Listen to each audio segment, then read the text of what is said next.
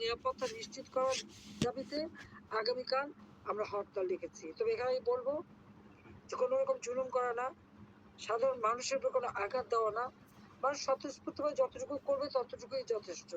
কারণ এটা তো কেবল প্রাথমিকভাবে দিচ্ছি, আমাদের আন্দোলন অব্যাহত রাখতে হবে এবং এই আন্দোলন করেই আমাদেরকে বাংলাদেশকে এই জঙ্গিদের হাত থেকে মুক্ত করতে হবে।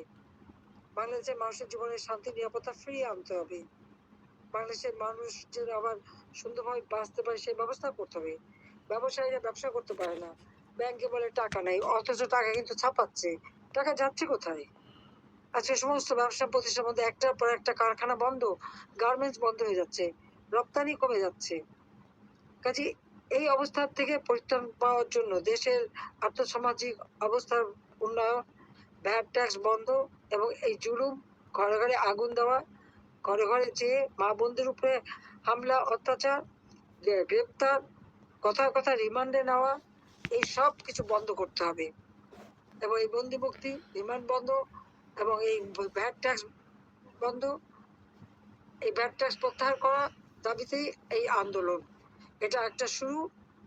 আমি জনগণের কাছে আহ্বান করব যে এই আন্দোলন বাস্তবায়নের মধ্য দিয়ে আপনারা অন্তত এই জুলুমবাজ জঙ্গি সরকারের কাছ থেকে দেশকে উদ্ধার করেন, দেশের জীবন যেন শান্তি আর স্বস্তি ফিরে আসে। ইনশাল্লাহ বাংলাদেশ আবার বিশ্ব দরবারে মাথা উঁচু করে দাঁড়াবে।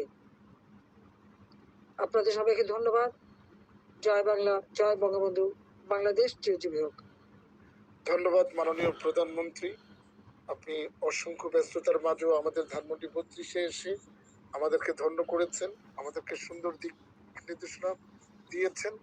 আমরা সবাই ওয়াদা করছি আপনার প্রতিটি দিক নির্দেশনা আমরা অক্ষরে অক্ষরে পালন করব।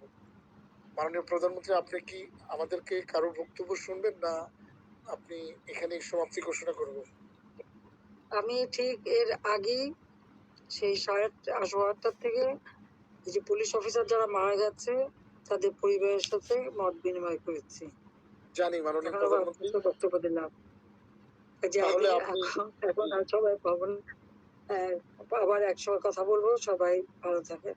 জি ধন্যবাদ, ধন্যবাদ। তো আজকের মতো আমাদের প্রোগ্রাম এখানেই সমাপ্তি ঘোষণা করছি। আমি আমাদের অ্যাডমিন প্যানেলের আমাদের